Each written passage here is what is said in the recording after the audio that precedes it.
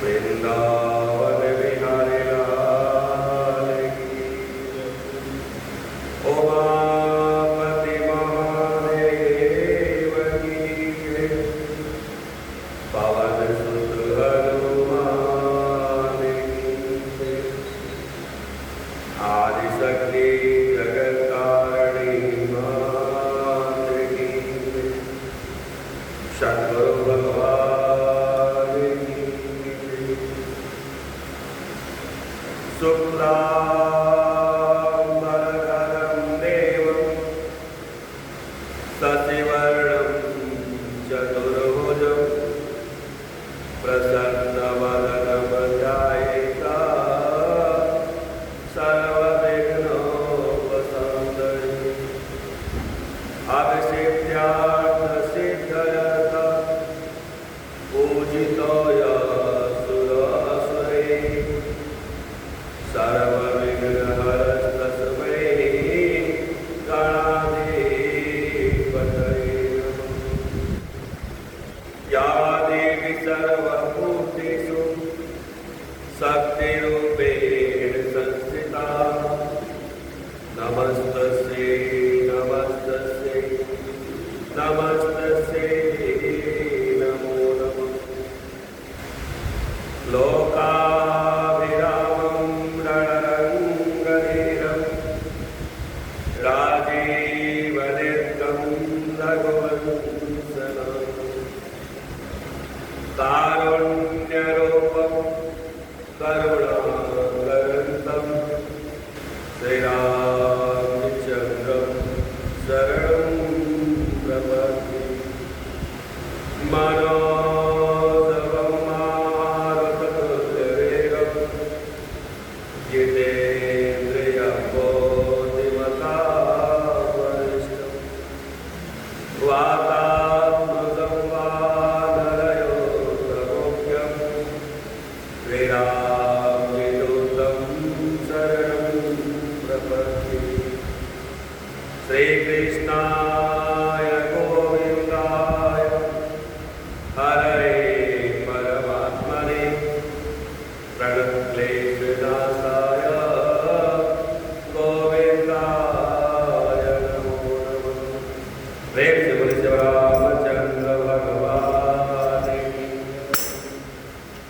कभी राम भजने तूने किया ही नहीं, कभी राम भजने तूने किया ही नहीं, तो जीवन तेरा किसी काम का। कभी राम भजने तूने किया ही नहीं, तो जीवन तेरा किसी काम का। कभी भजनों में मन को लगाया नहीं, कभी भजनों में मन को लगाया नहीं, तो जीवन तेरा किस काम का।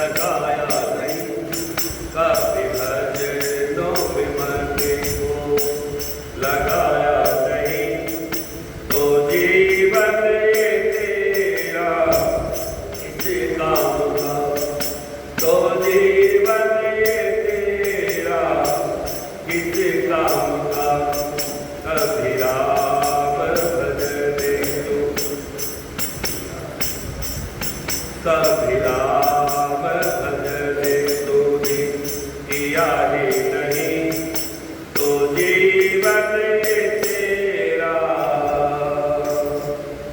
किसे काम का। प्रेम से बोले श्यामचंद्र भगवान। अभ्यागच्छन् महातेजा विश्वामित्रो महामुने सराज्ञा दर्शनाकाङ्क्षी द्वाराध्यक्षानुवाच द्वाराध्यक्षानुवाच। कल हम सबने महर्षि वाल्मीकि की आर्ष रामायण के अंतर्गत श्रवण किया कि किस प्रकार से भगवान श्री राम भरत लक्ष्मण जी और शत्रुघ्न जी का शस्त्र और शास्त्र की दीक्षा वशिष्ठ मुनि पूरी करवाते हैं और जैसे ही उनकी ये दीक्षा पूरी हो गई और जैसे ही राम जी दशरथ जी के घर पे आए तो दशरथ जी ने एक चिंता करनी शुरू करी कि अब मेरे बेटे का विवाह हो जाना चाहिए।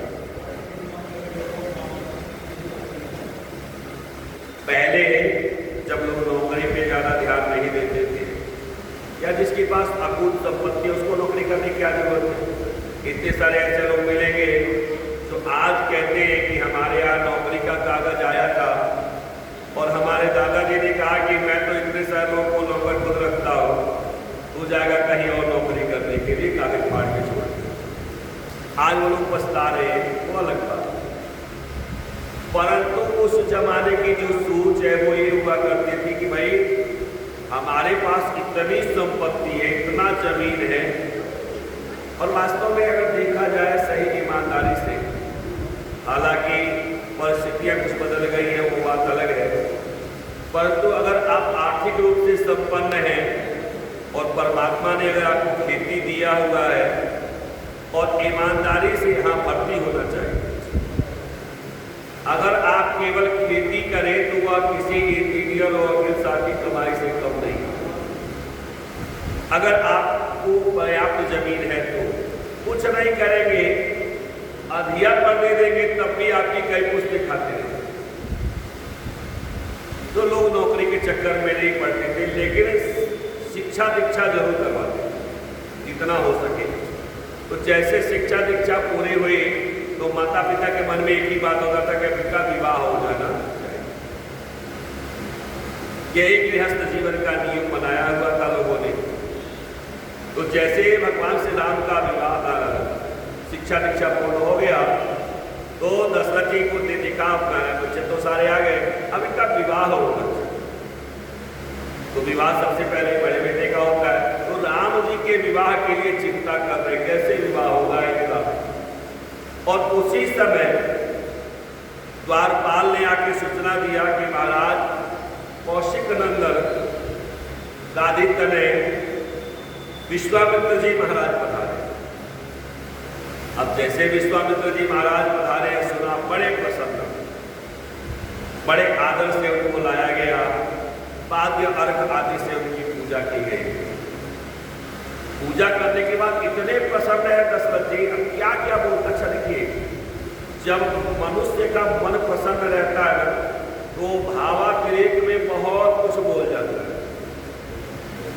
बाद में जब उसको करना होता है तब पता चलता है। समझ गए? तो भावातिरेक में बैठे दशरथ जी कह रहे हैं महाराज आज आपको जो मैंने देखा तो देखने के बाद मेरा मन इतना प्रसन्न हो गया जैसे कोई जन्मजात निर्धन हो और उसको धन की प्राप्ति हो जाए। जैसे कोई बहुत समय से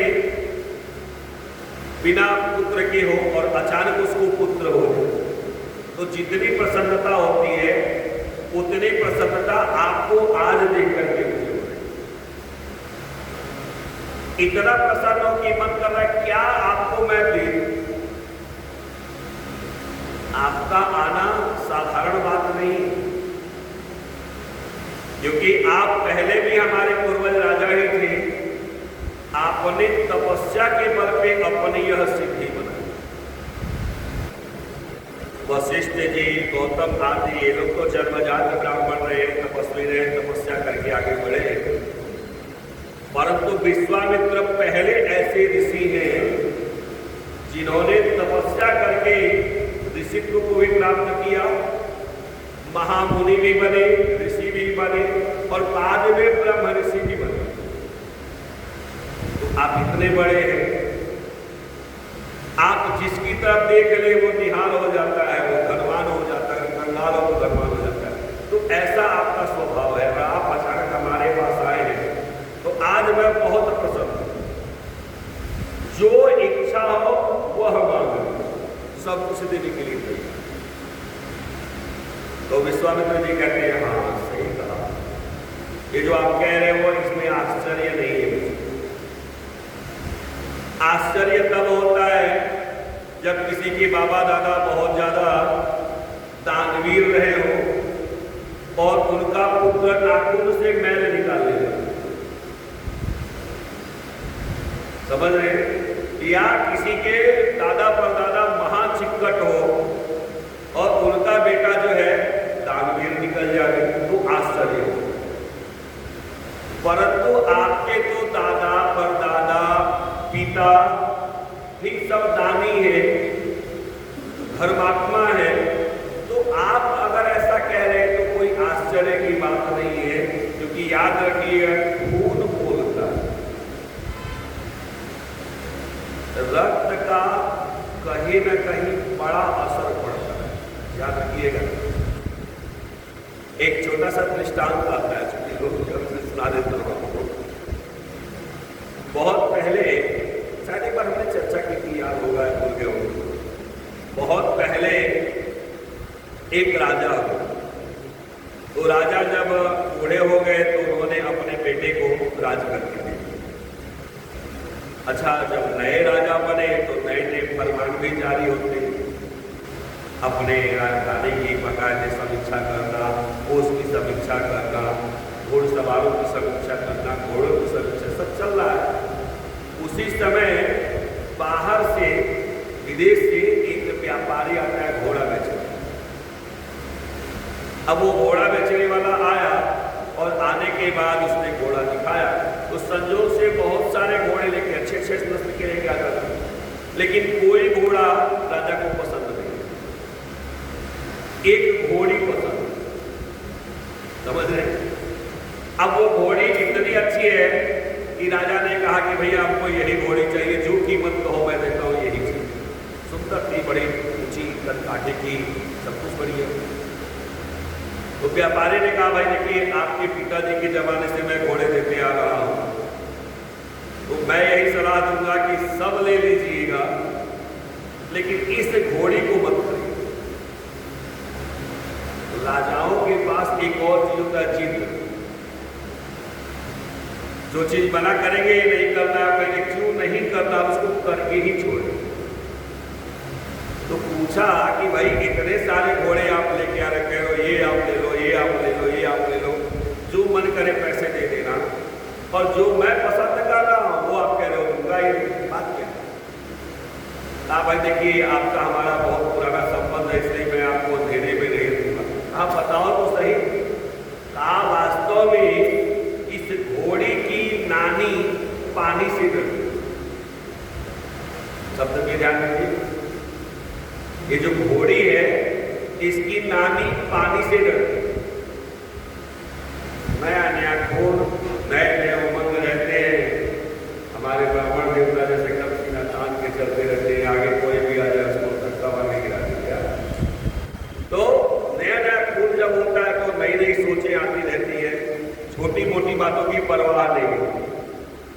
तो राजा ने कहा बताओ, इसकी नानी पानी से डरती थी, अब ये डरती है कि नहीं, कहा ये तो मुझे नहीं मालूम, परंतु इसकी नानी पानी से जरूर।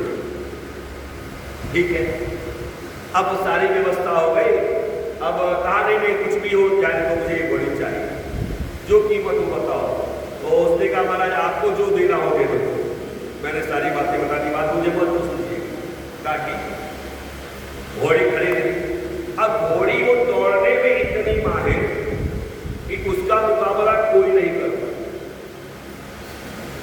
मन के अनुसार दौड़ने वाली, मन के अनुसार भाव को समझने वाली, ऐड भी नहीं मारना पड़ा, वैसे ही दौड़। तो बड़ा अच्छा लगा राजकुमार को, पता नहीं कैसे वो कह रहा था इतनी अच्छी घोड़ी है थी।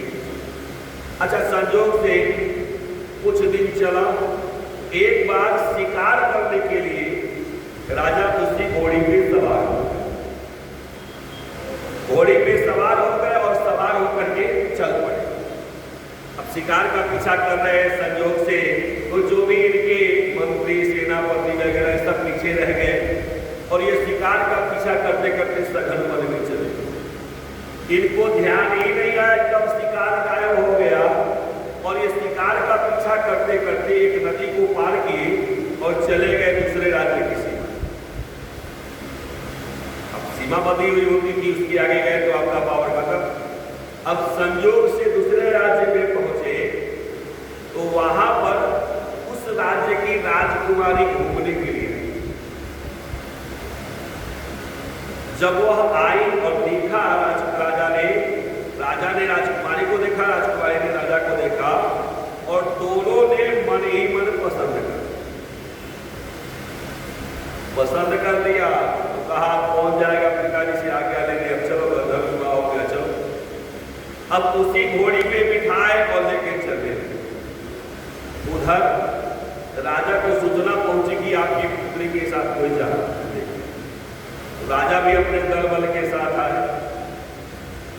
अब ये राजा राजकुमारी को लेके जा रहे हैं। अब राज्य की सीमा पार करने वाले बीच में वही नदी पड़ी। तो जब नदी पड़ गई तो घोड़ी कुछ दूर तक तो चली और पीछे से राजा की पूरी सेना के किनारे खड़ी हो। लेकिन जैसे बीच नदी में पड़ी, वैसे कितना भी राजा ने प्रयत्न किया, ना ही वह घोड़ी, कितना भी मारे उसको, लेकिन वो घोड़ी हिली नहीं, आगे बढ़ी। आज याद आ गया इनको कि भैया वास्तव में अगर इसकी नानी पानी से डरती थी तो आज यह घोड़ी भी डर गई। वापस आए इसी राजा के राज्य में। तो राजा सिपाहियों ने चारों ओर से घेर दिया। राजा उतरे घोड़े पर जो लेके जा रहे थे और तलवार निकाला। पहला प्रहार घोड़ी के सिर पे, घोड़ी का सिर कट गया। दूसरा प्रहार उस लड़की, जिस लड़की को लेके जा रहे थे, उसके सिर पे, वो भी समाप्त हो गई। सिपाहियों ने पकड़ लिया, राजा लेके अपने राज्य में गए। ये हुआ कि इनको फांसी दी। जब फांसी वाली सारी बात तय हो गई तो दरबार लगा बहुत बड़ा। राजा जो लेके भाग रहे थे वो हथकड़ी में बांध के खड़े हैं। तो वो बूढ़े राजा गद्दी पर से पूछते हैं कि बात बताओ, घोड़ी आपकी, आपने मार दिया, बात समझ में आ गई, लेकिन लड़की तो हमारी थी, उसको क्यों मारा? तो ये राजा ने सारी बातें बताई। कहा महाराज, जब मैं इस घोड़ी को खरीद रहा था तो व्यापारी ने कहा कि घोड़ी की नानी पानी से डरती। आज मैंने देख लिया, उस समय नहीं माना, हो सकता है, लेकिन आज मैंने देख लिया कि अगर इसकी नानी पानी से डरती थी तो आज यह घोड़ी भी पानी से डर रही है। तो अगर आज मैं इस लड़की को माता पिता के मर्जी के बिना भगा के लेके जा रहा हूं तो कल जो इसकी संतान होगी वो अभी बिना अपने मर्जी के ही चली जाएगी, बिना मुझसे पूछे चली जाएगी। तो मैंने कहा कि उस बांस का ही अंतर कर दो जिससे बांसुरी। राजा गद्दी पर से उतरे, राजा के बंधन को खोल दिया और पीठ थपथपाई, शाबाश बेटा, बहुत अच्छा किया, क्योंकि इनकी मां का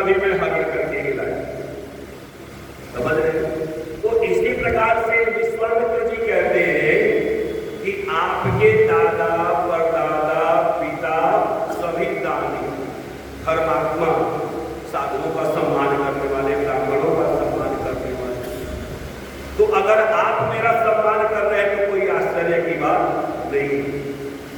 दशरथ जी ने कहा महाराज कैसे आए, आगमन का कारण बताइए। तो कहा ऐसा है, आपने विश्रवा के पुत्र रावण के बारे में सुना हो। दशरथ जी कहते बिल्कुल सुना है। कहा वास्तव में रावण तीनों लोकों में जप तप पूजा पाठ सब बंद करवा देगा और इसीलिए वह अत्याचार मचा। उसके बारे में रामचरितमानस में कहते हैं, रहाइन पावइन उठी उठी था। अगर उसके कान की सूचना मिल जाती है कहीं पे यज्ञ हो रहा है, जब तप हो रहा है, देवताओं को बढ़ाने के लिए कोई पूजा पाठ कर रहा है, तो जब उससे बर्दाश्त नहीं होता तो गदा उठा के अपने चल रहे और चलत अचानक डोलत अवनी। जब रावण गदा लेके चलता है तो धरती डोलने लगती है, इतनी ताकत उसकी गर्दना के सामने कुछ नहीं है। हमने विचार किया था कल परसों, आपको याद होगा कि सूर्य बिना रावण के आदेश के वहां पर तपते भी नहीं, चंद्रमा शीतलता देने से मना नहीं करते, पवन बिना रावण की मर्जी के प्रवाहित नहीं हो। और ऐसी भी हिम्मत नहीं है पवन देवता की कि बिना प्रवाहित हुए उधर से निकले। और तो और सबसे शक्तिशाली समुद्र होता है, लेकिन समुद्र की भी इतनी हिम्मत नहीं है कि वहां पर जोर जोर से उछाल दे सके। समझ रहे हैं आप? रामेश्वरम से लंका दिखाई देता है परछाई जैसा दिखाई, क्योंकि वहां पे धनुष कोटि से जब आप सीधे देखेंगे, धनुष कोटि में जाएंगे, वह भारत भूमि का अंत है, उसके बाद वहां पे जमीन नहीं है, तो इसीलिए धनुषाकार बना हुआ है। तो इधर से बंगाल हिंद महासागर जो मुंबई में, और उधर से बंगाल की खाड़ी, समझ रहे हैं? तो हिंद महासागर जो उछाल मारता है इतने तेजी से, जब आप हम लोग जा रहे थे धनुष कोटि में, तो दोनों तरफ समुद्र और इतना हम लोगों का मन घबरा रहा था, जो गर्जन हो रहा था हिंद महासागर का। हम लोग सोच रहे थे पता नहीं कैसे पहुंचेंगे, क्या होगा भगवान जाने, लेकिन जो जाते हैं वो निर्भय है क्या चले। तो वहां जब हम लोग धनुष कोटि में पहुंचे, आप लोग देखे होंगे अगर, तो एक तरफ है हिंद महासागर, जबरदस्त लहर, आप यहां खड़े रहेंगे आपके बराबर लहर आएगी, आपको भिगा के चलेगी। और बगल में है बंगाल की खाड़ी, बिल्कुल साफ, जैसे नदी या सरोवर का जल होता है बिल्कुल वैसे, आपको पता ही नहीं चलेगा ये भी समुद्र है क्या, समुद्र है। और वही बंगाल की खाड़ी लंका की तरफ से आती है, हिंद महासागर नहीं लगता है, उधर से आता है। तो उसका लहर जो है वह लंका में कहां जाएगा? तो रावण का ऐसा प्रताप है कि उस समय समुद्र की भी इतनी हिम्मत नहीं है कि जोर से उछाल मार करके और भवन को या परकोटे को भिगा। ये ताप है। तो विश्वामित्र जी कहते हैं लेकिन रावण सब जगह नहीं जाता, छोटे मोटे यज्ञ में विघ्न पहुंचाना वह अपने शान के खिलाफ है। तो उसने उसके लिए अपने बहुत सारे नृत्य रखे और इस समय मैं सिद्धि प्राप्त करने के लिए एक यज्ञ कर रहा हूं। और सिद्धि कब प्राप्त होगी? सिद्धि कब प्राप्त होती जानते हैं? जब आप अपने सारे विकारों पर, विशेष करके 5 विकारों पर नियंत्रण करें। जब आप अपने 10 इंद्रिय और 1 मन एक सिद्ध में कर लेते हैं तो वो एकादशी। एकादशी का अर्थ है 10 इंद्रिय, 5 कर्मेंद्रिय और 5 ज्ञानेंद्रिय और 1 मन। इन 11 को जब एक लाइन में आप लगा दीजिएगा तो वह है एकादशी।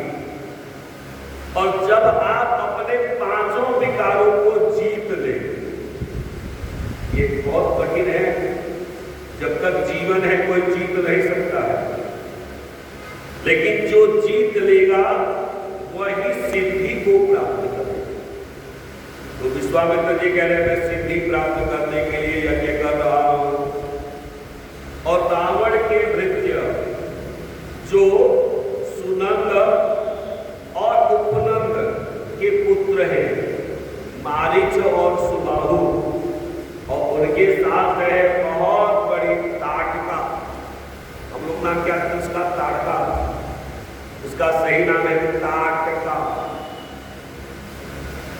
अब ये तीनों मिलकर के इतना उत्पाद मचा रहे हैं कि हमारे यज्ञ को विध्वंस करना चाहते। विश्वामित्र जी कहते हैं अगर मैं अपने पर आ जाऊं तो एक ही बार में जला के रखता हूं। इतनी शक्ति है विश्वामित्र जी की। लेकिन कहते कि अगर मैंने जला दिया तो फिर मेरा क्रोध प्रकट हो जाएगा, मेरी सिद्धि रुक जाएगी। और जो यज्ञ मैं कर रहा हूं उसमें नियम है कि एक बार अगर आप दीक्षा ले लेंगे, यज्ञ में दीक्षा कैसे लेते हैं जानते हैं? कैसे लेते हैं यज्ञ में दीक्षा? कैसे लेते हैं? यज्ञ में दीक्षा तभी हो जाता है जब जैसे आपने आचमन किया, शरीर पवित्र किया और उसके बाद आपके हाथ में जो कलावा बांध दिया गया, तो ये बंधन इस बात का सबूत है कि जब तक यज्ञ पूरा नहीं होगा तब तक आपको मौन रहना है। बिल्कुल, चाहे कितना भी क्रोध अच्छा क्रोध आता जरूर है। कुछ लोगों का तो जब पैसा खर्चा होने लगता है तब क्रोध आता है, ये भी बता दूं, समझ रहे? लेकिन जो लोग उदार हृदय होते हैं उनको इस बात से पता, लेकिन अन्य किसी कारण से कोई काम बिगड़ रहा है या किसी ने आपके मन के विपरीत कोई कार्य कर दिया तो क्रोध बहुत आता है कि मन खोजते रहता है कहां क्रोध आगे प्रकट करो। तो अगर आपने क्रोध प्रकट कर दिया तो जो आपका फल है वही पे खंडित हो जाता है। तो विश्वामित्र जी कहते हैं मैं नहीं चाहता कि मैं उनको सुनाऊं, इसलिए मैं चाहता हूं कि यज्ञ की रक्षा करने के लिए आप अपने ज्येष्ठ पुत्र राम को हमें दे दीजिए। काकपक्षधरं सूरं ज्येष्ठं मे दत्तं महर्षि शक्तो हेस्तु मया भुक्तो दिव्येन स्वेन तेजसा। महाराज मैं ये चाहता हूं कि आप अपने ज्येष्ठ पुत्र राम को मुझे दें ताकि मेरा यज्ञ सफल हो। और अपने मन से नहीं पूछिए, अरे वशिष्ठ जी बैठे हो उनसे पूछ लीजिए, वामदेव बैठे हैं उनसे पूछ लीजिए, कात्यायन बैठे हो, तो आप अपने सारे लोगों से राय विचार करके, मंत्री वगैरह से राय विचार करके भेजिए, क्योंकि ऐसा मुझे लगता है कि वो लोग आपको गलत राय देंगे। वशिष्ठो अपि महातेज एचे मे तपसे स्थिता यदि ते धर्म लाभ च यशस्स परमं भुवि। महाराज अगर आप अपने पुत्र को दोगे तो इससे आपका धर्म और कीर्ति दोनों बढ़े, इसमें सिवाय लाभ के हानि नहीं होने वाली, विश्वास करिए। अच्छा, इससे पहले दशरथ जी कहते महाराज क्या मांग रहे हैं? जो मांग रहा हो मांगिए ना, मांगते जाइए। क्या चाहिए? धन चाहिए, राज्य चाहिए, कुश चाहिए, सब कुछ ले, क्या चाहिए मांगिए। और जैसे विश्वामित्र जी ने कह दिया कि भैया एक काम करिए, राम को दे दीजिए। अब राम का नाम सुनते ही देने के नाम से, देने मात्र की कल्पना से दशरथ जी अचेत हो। समझ रहे? दाता की परीक्षा दुर्भिक्ष में होती है। अकाल जब पड़ता है, जब हमारे पास खुदे खाने के लिए नहीं है, तब परीक्षा होती है कितने बड़े दाता है। सामान्य परिस्थिति में तो कोई दान कर ले, लेकिन कठिन परिस्थिति में कौन दान कर पाता वो कर सकता। जैसे ही विश्वामित्र जी ने कहा कि काम करिए, आप अपने पुत्र ज्येष्ठ पुत्र राम को दे दीजिए, दशरथ जी गिरे अचेत हो। थोड़ी देर के बाद जैसे जैसे जैसे जैसे चेतना वापस आई, और चेतना वापस आई तो कहते हैं महाराज आपने क्या कह दिया, जरा विचार करिए। आपने बिल्कुल विचार नहीं किया क्या कहना चाहिए क्या नहीं। अरे मांगने के लिए कोई कह दे तो क्या उसे अपना घर मांग लीजिएगा? परंतु जिसने कहा है कि मांगो मांगो मांगो, उसको सोच के बोलना चाहिए। आमतौर पे होता क्या है, पंडित जी लोगों को विवाह करने के लिए लोग बुला लेते हैं, समझ गए, और सब करवा देंगे, और उसके बाद सब कहेंगे पंडित जी कितना दक्षिणा दे दो बोलिए, और पंडित जी बोल देते हैं तो फिर हार्ट अटैक आने लगता है। तो किस बेस पे आप कह रहे मांगो मांगो मांगो मांगो, है कि नहीं? आपने खुद कहा मांगो, और जब सामने वाले ने मांगा तो आप परेशान हो गए। तो कहते दशरथ जी महाराज आपने बड़ा गड़बड़ कर दिया। राम सिया राम जय जय राम,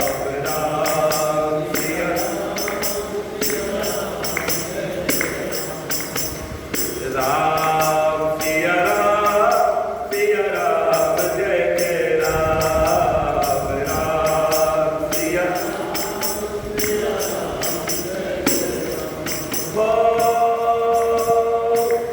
चौथे पद आया सुख चारी, विप्र वचन नहीं कहूं बिचारी।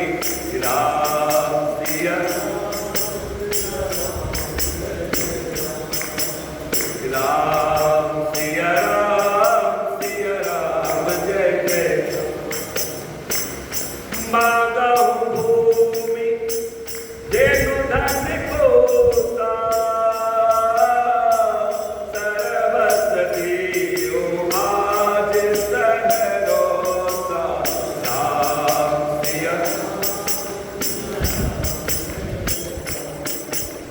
राम सिया राम सिया राम जय जय। क्या चाहिए महाराज? जो चाहिए वो मांग लो, आज मैं सब कुछ देने के लिए तैयार हूं। जमीन चाहिए, विश्वामित्र जी का नाम। धन चाहिए, कहा ना धन क्या करूंगा मैं, तो धन छोड़ के ही विश्वामित्र। हमको धन दिखा रहे हो, हमको जमीन दिखा रहे हो, इसलिए सब कुछ छोड़ के त्याग करके फिर उसके बाद तपस्या करने शुरू करें। उसको धन दिखा रहे हो, जमीन दिखा रहे हो, नहीं चाहिए।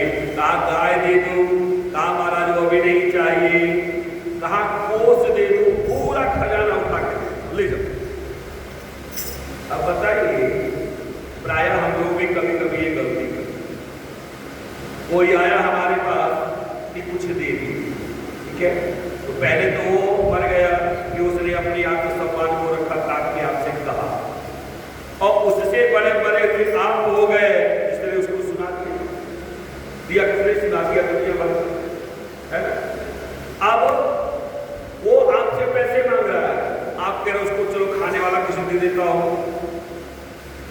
वो खाने के लिए मांग रहा है, आप कह रहे हो लाओ मैं कपड़ा दे देता हूं। उस दान का कोई मतलब है?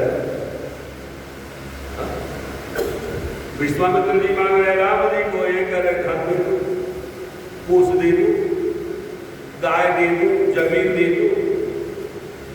विश्वामित्र जी मने मन हंस रहे, किसी तो पहले से ही मेरे पास है, इसको छोड़ के तो मैंने तपस्या करना शुरू किया, ये हमको धन देते हैं, बताओ। अरे धन की आवश्यकता किसको होती है? किसने धन कभी देखा नहीं हो, और जो जन्मजात राजा है उसको धन चाहिए क्या? उनको गाय चाहिए क्या? क्या करेंगे? गाय का पालन करने थोड़े बैठे। दशरथ जी कहने वाला जो कहो दे दूं, सर्वस्व देव आज सहरोसा, सब कुछ दे, सब मानिएगा लेकिन राम को सर्वस्व में राम नहीं है क्या? आप कह रहे सब कुछ दे दो, तो सर्वस्व में राम नहीं है, राम जी अलग है। लेकिन दशरथ जी का बहाना सुनिए कितना सुंदर बोलते हैं। कहते हैं महाराज आपने बात बड़ी विचित्र कही है, सुन लीजिए। राम सिया राम जय जय राम, राम सिया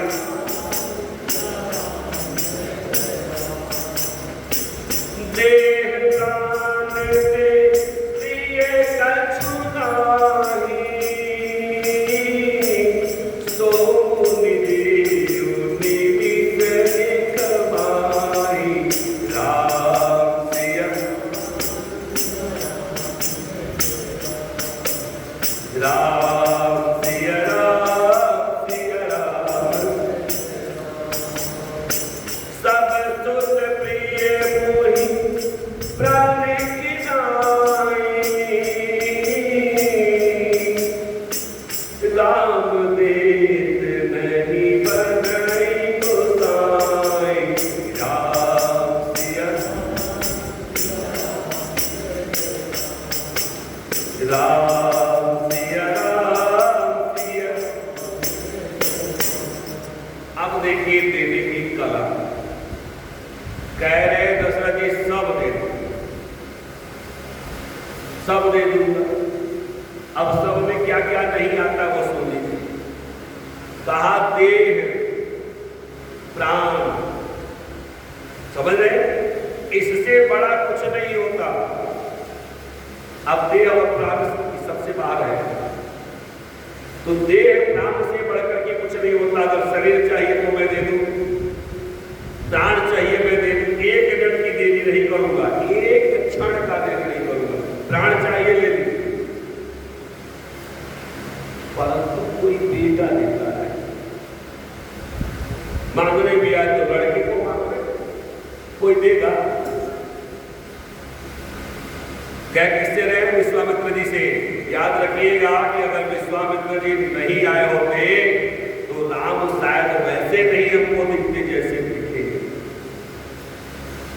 किसी ने कहा कि दशरथ सुत राम को राम बनाने में मनुष्य परम ने मतलब है ही, परम ब्रह्म है, निर्गुण है, वो सब तो सही है। परंतु मनुष्य रूप में राम को राम जी बनाने वाले दो हैं। एक है गुरु वशिष्ठ और दूसरे हैं महामुनि विश्वामित्र। ये दो हैं जिन्होंने राम को संसार राममय बनाया। तो ये कहते हैं महाराज सारे बच्चे मुझे प्राण से बढ़ करके, लेकिन उसमें भी राम को देना बड़ा कठिन है महाराज, ये मैं नहीं दूंगा।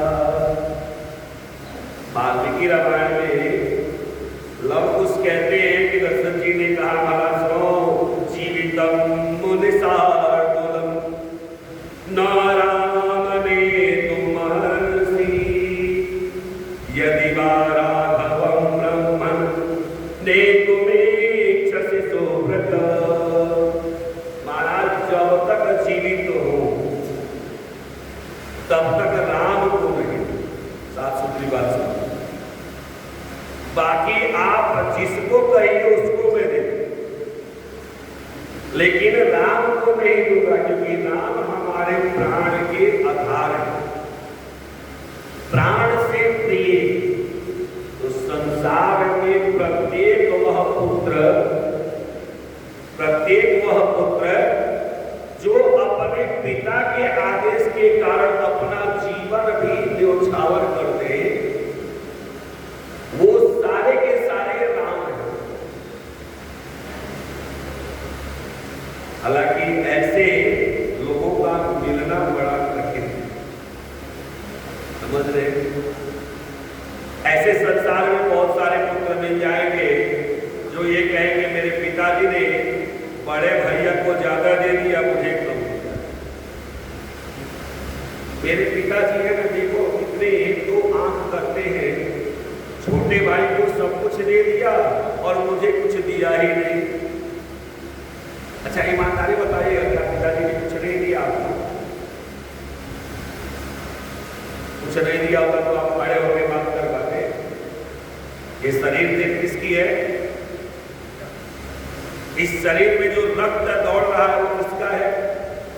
और पालन करने का काम किसका है? माता। तो जिस माता पिता ने, बच्चा जब पैदा होता है तो लाल सा होता है, छोटा सा, उसको ज्यादा कुछ नहीं करना, ऐसे उठा के धूप में रख दीजिए जैसे सीताराम है। आप सब तो माँ हो, आप सबको तो ज्यादा बहुत दादी भी बन गए हो, ज्यादा हो गया, नानी भी बन गई और ज्यादा हो गया। तो छोटा सा लाल सा बच्चा होता है और उसको पालते पालते पोसते पोसते, हालांकि पिक्चर की बात अलग है कि थोड़े देर में एक बच्चा पैदा होता है, थोड़ी देर में बड़ा होता है, लेकिन वास्तविक जीवन में आप देखिए बच्चे को पालते पालते पोसते पोसते पूरा जीवन निकल जाता है। कब माता जी के बाल पक गए, कब पिताजी का बाल पक गया, ये कभी पता नहीं चलता। पता तब चलता जब बेटा जवान हो। पिताजी के पास एक कपड़ा है तो कहेंगे चल जाएगा, बेटे के पास 6 कपड़ा है फिर भी पहुंच जाएगा, पिताजी कपड़ा चाहिए तो उसके लिए पैसे की व्यवस्था करते। मजाल है वही बेटा बड़ा हो गया, मजाल है कभी अपने पिताजी के लिए नया कपड़ा लेके आ, पत्नी के लिए साड़ी फट जाए, बच्चे के लिए कपड़े हो जाएंगे 2-2, 4-4, 10-10 हजार के, परंतु माता पिता के लिए एक कपड़ा भी इस जेब से निकलने वाला हमरा बन जाएगा। चाहे जितना हम राम राम कह ले, राम राम सब कोई कहे, ठग ठाकुर और चोर, सब राम जी का नाम लेते हैं। बात याद रखिएगा, जो ठगने वाला होता है ना उसके मन में डर रहता है, पता नहीं ये करने जा रहा हूं सफल होगा कि नहीं, और प्रेम से राम जी का नाम लेते, बल्कि हम उतना प्रेम से नहीं ले पाएंगे वो लेता है। और दूसरे राम जी का नाम कौन लेते हैं? स्वामी लोग, जमींदार लोग, बड़े बड़े घर वाले, वो लोग खूब बढ़िया राम जी का नाम लेते हैं ताकि जो लक्ष्मी है वो हमेशा बनी। तो राम राम सब कोई कहे, ठग ठाकुर और चोर, बिना प्रेम रिझत नहीं, नटवर रंग किशोर। चाहे जितना भी राम जी का नाम ले लीजिए, लेकिन राम जी हो चाहे भगवान कृष्ण, तब तक आपके ऊपर प्रसन्न नहीं होंगे जब तक प्रेम नहीं। प्रेम कहां पे होता है मालूम? प्रेम और प्यार दोनों में बड़ा अंतर है। प्यार होता है अपने बच्चों में,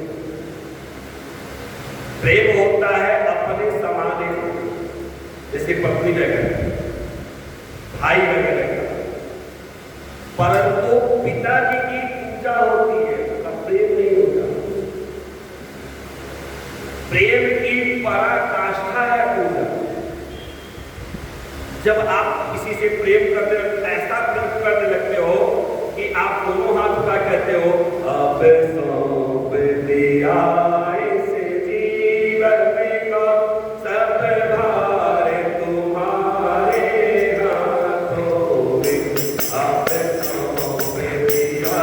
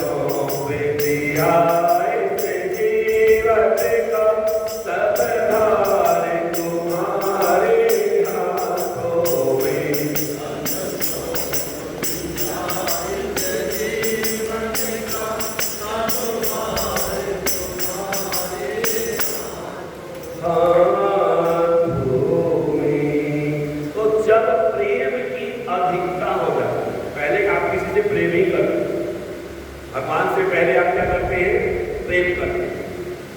फिर प्रेम करते करते करते करते करते जब आप में समर्पण की भावना हो जाती है कि प्रभु अब हमारा कुछ भी नहीं है, सब कुछ आप, तो वो हो जाता है पूजा। तो माता और पिता की पूजा की जाती है, और माता पिता की अगर वास्तव में आप पूजा करते हो तो विश्वास करो भगवान स्वयं आपके तरफ है। पुंडरी की कथा सुनी, पुंडरी की कथा सुनी। पुंडरी वो है जो अपने माता पिता की सेवा एकदम शॉर्ट में करते हैं। माता पिता की सेवा कर रहे हैं, पैर दबा रहे हैं और ऐसी सेवा कर रहे हैं कि एकदम तन मन लगा दिए हो, और तब तक भगवान पीछे से आ गए।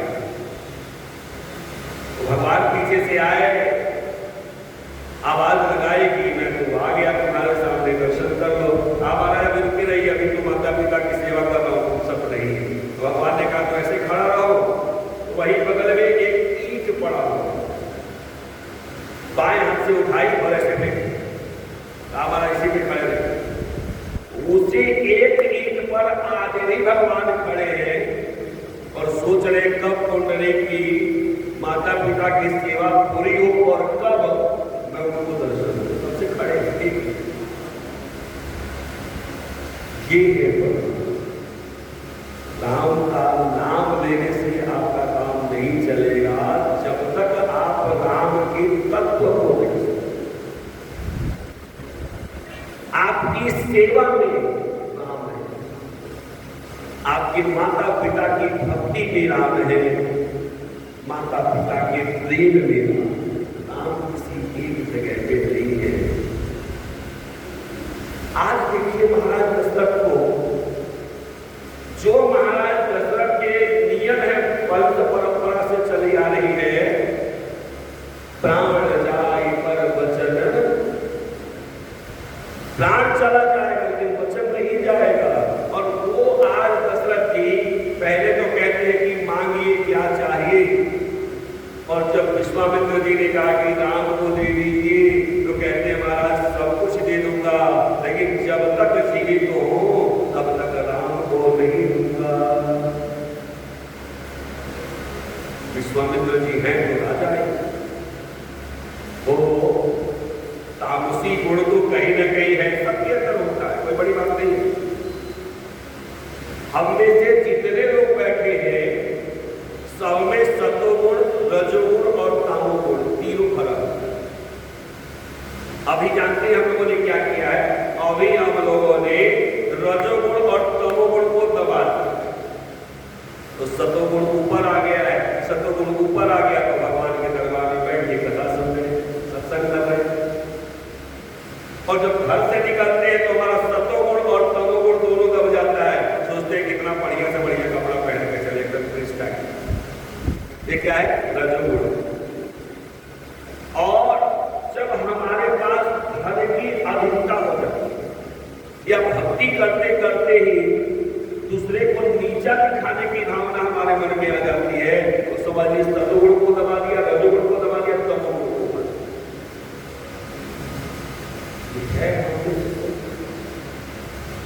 किसको हम उठाते हैं और किसको बिठाते हैं वो हमारे ऊपर निर्भर करता है। तो विश्वामित्र जी आ गया तमोगुण, रजोगुण से ही तमोगुण बढ़ता है, याद रखिएगा।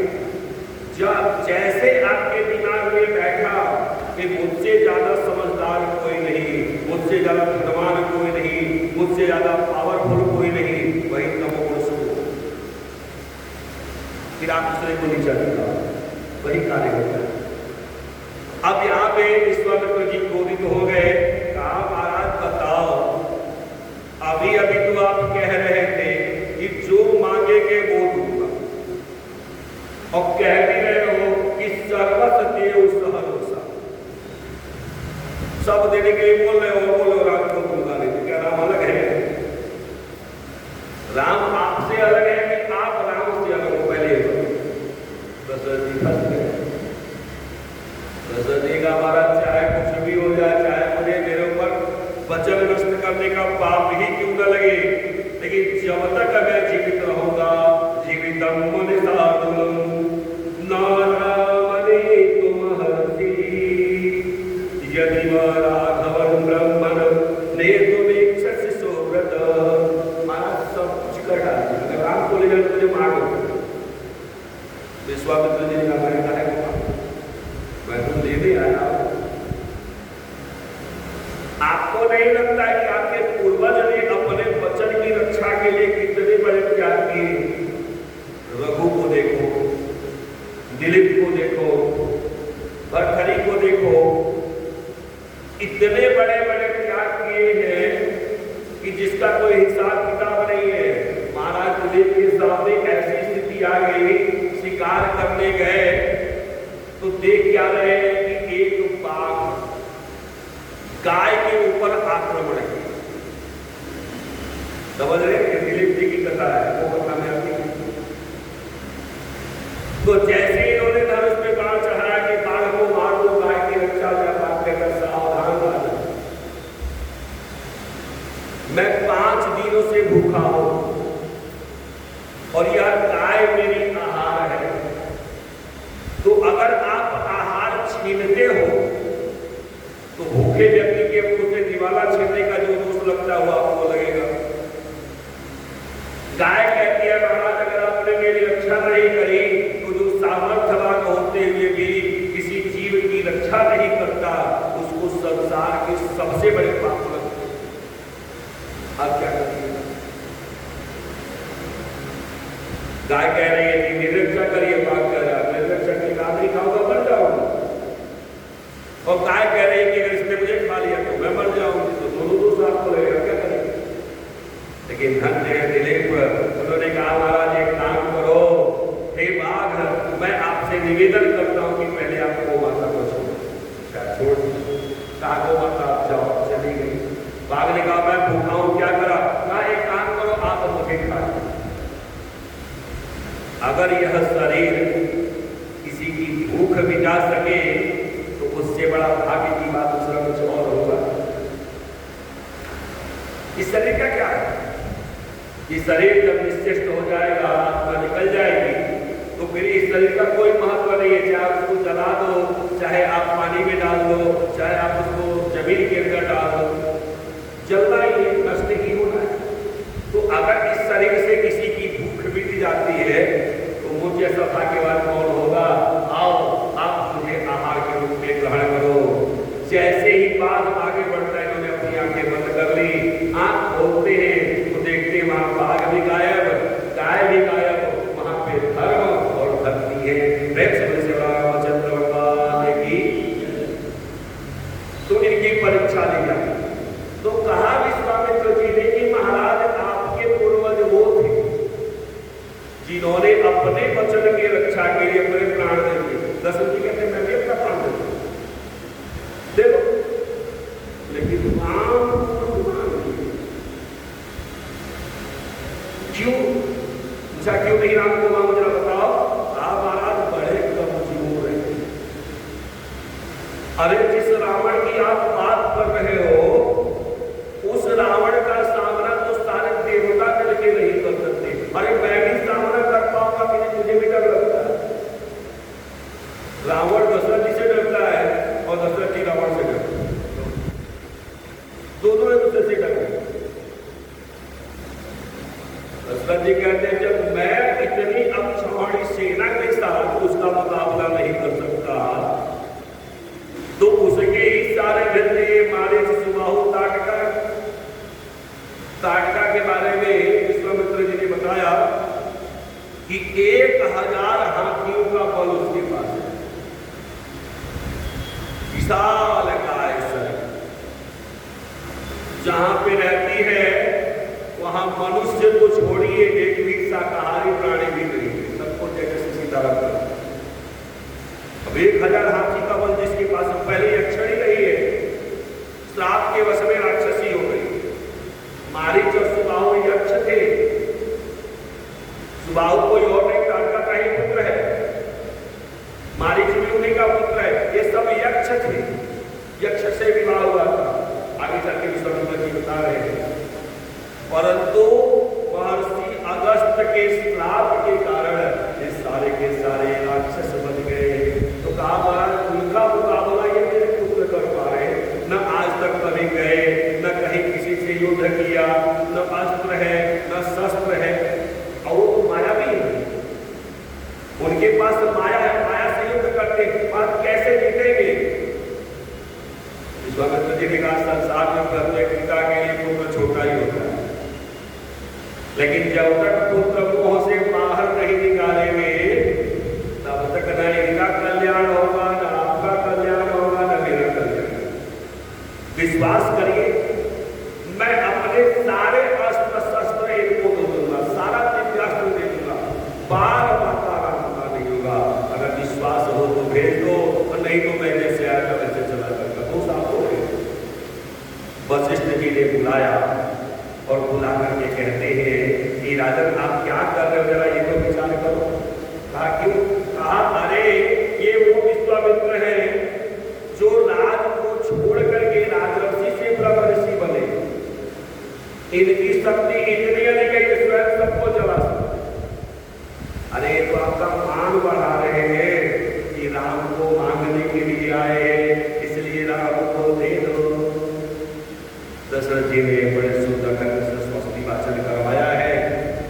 राम जी जब चलने लगे, लक्ष्मण जी ने कहा भैया मैं भी चलूंगा, बाकी केक से भले तो जब जाने लगे दशरथ जी ने कहा देखो आज से जब तक आप मेरे पास वापस नहीं आओगे, विश्वामित्र ही आपके माता है और वही आपके पिता है, क्योंकि गुरु दोनों होते हैं, माता भी होते हैं और पिता भी होते हैं। तो आज से ये जो कहेंगे इनकी आज्ञा को मानना आपका सबसे बड़ा फर्ज है। इस प्रकार से समझा करके और राम और लक्ष्मण को भेज दिया। रामचंद्र भगवान की भगवान